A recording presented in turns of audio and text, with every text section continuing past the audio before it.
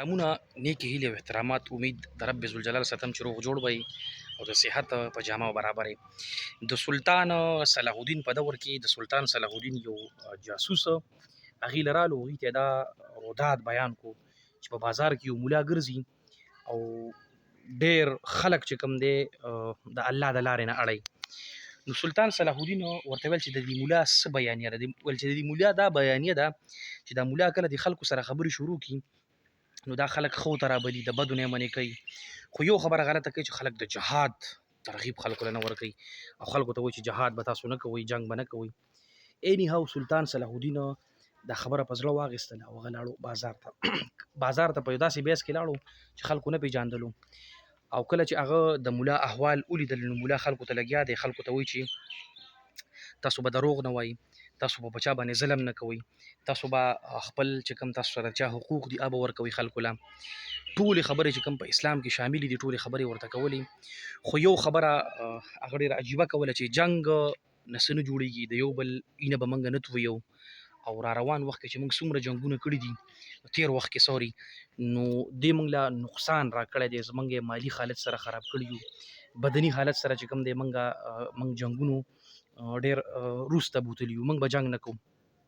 سلطان صلاح الدین دا خبره په زړه واخیستله او کور ته دربار ته رالو. دا مولا یې راوغوښتلو. مولا ته وایي چې دا خبره دې په کوم بیس باندې کوله.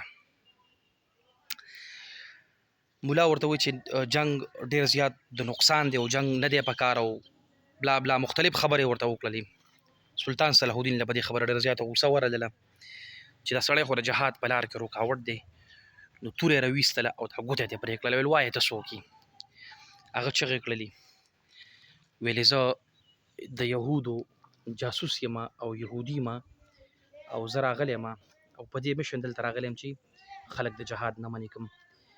د خبرې د سټورۍ او ټوله واقع چې کوم دی دا څونه زما د دې خبرې نه چون دی نو دا صرف په دې خبره دی چې الله پاک په قرآن کې وایي وجاهدوا فی سبیل الله، تاسو د الله په لار کې جهاد کوئ. یعنی اینی ټایم جهاد د اسلام 15 ارکان دي او شپږم رکن د اسلام چې کوم شپږم رکن دی فرض عین دا جهاد دی. او په ټوله دنیا کې په ټوله نړۍ کې دی وخت کې چې جهاد په هغه ځای کې پکار دی کوم ځای کې چې د مسلمانانو سره د ظلم کیږي. نو د دې خبرې نه چون مې نن چې کوم د اسماعیل هونیا چې کوم دی په ایران کې شهید کړی شولو نو موږ له به 80,000 فرشتې امداد به موږ له اله راځي چې کله موږ کې لږ شانتې غیرتي موږ سره جدید اسلحه یو د هغه اسلحې استعمال کوو، موږ سره فوج یو د هغه فوج استعمال کوو. که موږ د جدید اسلحې استعمال نه کوو، موږ د فوج استعمال نه کوو او موږ کې غیرت نه تر هغې پورې موږ له 80,000 فرشتې نه راځي او موږ به د کافرانو محکوم یو، موږ به د کافرانو غلامان یو. او یو خبره بیا هم کوم چې الله پاک په قرآن کې وجاهدوا فی سبیل الله د خپل حق دپاره د ظلم خلاف د کفر خلاف به تاسو جنګ کوئ او جهاد به کوئ. السلام علیکم.